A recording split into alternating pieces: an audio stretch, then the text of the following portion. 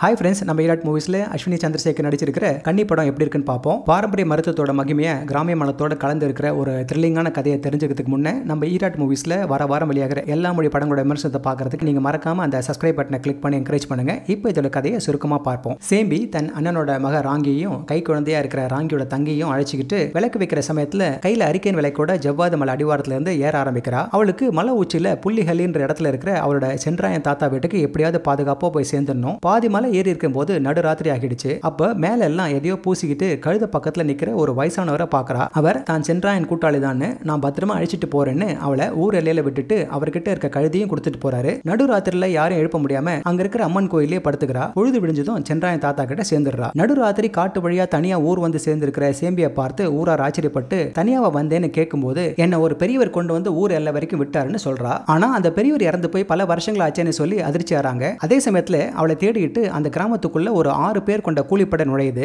செம்பி அவங்க கிட்ட இருந்து மிஞ்சிருக்கிற அவ சொந்தங்களை காப்பாற்ற முடிஞ்சதா? அவ எதுக்காக தன் அம்மா அண்ணன் அண்ணியை விட்டு வந்திருக்கான்ற காரணம் தான் இந்த படத்தோட மீதி கதை. இயக்குனர் மாயோன் சிவத்தொரப்பாண்டி முக்கியமா பாரம்பரிய மருத்துவ முறைகளோட முக்கியத்துவத்தை பத்தி ஒரு விழிப்புணர்வை ஏற்படுத்துறதுக்காக இந்த படத்தை எடுத்திருக்காரு. அதே சமயத்துல கார்ப்பரேட் நிறுவனங்க பாரம்பரிய மருத்துவ முறைகளை பண ஆதாயத்துக்காக பயன்படுத்த பாக்குறாங்க, இல்ல அதை முழுசா அழிக்கிறதுக்கான வேலையில இறங்குறதுக்கு தயாரா இருக்காங்கன்ற விஷயத்தையும் சொல்ல வராரு. இயக்குனரும் அவரோட யூனிட்டும் படத்தை உருவாக்க சாதாரணமா போக முடியாத இடத்துக்குலாம் போய் படம் பிடிச்சிருக்காங்க. இயக்குனர் கதையை கொண்டு போன விதத்துல சில விஷயங்கள் விட்டு போயிருந்தாலும் கதை ஒரு கியூரியாசிட்டியை ஏற்படுத்துது. அதே சமயம் எங்கேஜிங்காகவும் இருக்குது. இருந்தாலும் படத்துல பாரம்பரிய மருத்துவத்தோட முக்கியத்துவத்தை சொல்ல வரும்போது பாட்டியம்மாளோட பூஜை கூடியில ஏதோ மாய மருந்து இருக்க மாதிரியும் ஆன்மீகத்தையும் கலக்க முயற்சி பண்ணிருக்காரு. அது மூலிகை மேல இருக்க நம்பகத்தன்மையை குறைக்குது. அந்த விசித்திரமான கூடிய பிரதானப்படுத்தும் போது பாக்குறவங்களுக்கு இயற்கையான மூலிகைனால உடம்பு குணமாச்சா, இல்ல அந்த மக்கள் நம்புற தெய்வத்தோட அமானுஷ சக்தியால இருக்குமோன்னு ஒரு குழப்பத்துக்கு வழிவகுக்குது. செம்பியா நடிச்சிருக்கிற அஸ்வினி சந்திரசேகர் தவிர படத்துல மத்த நடிகர்களை ஷூட்டிங் ஸ்பாட்ல இருக்கிற ஆளுங்களே போட்டுட்டாங்க போல இருக்கு. ஆனா அது குறையவே தெரியல. இதுல அஸ்வினியை தவிர்த்து பார்த்தா அந்த வில்லனா வரவரை கொஞ்சம் மிரட்டுறாரு. படத்தோட இசையும் ஒளிப்பதிவும் இயக்குனர் சொல்ல வந்ததை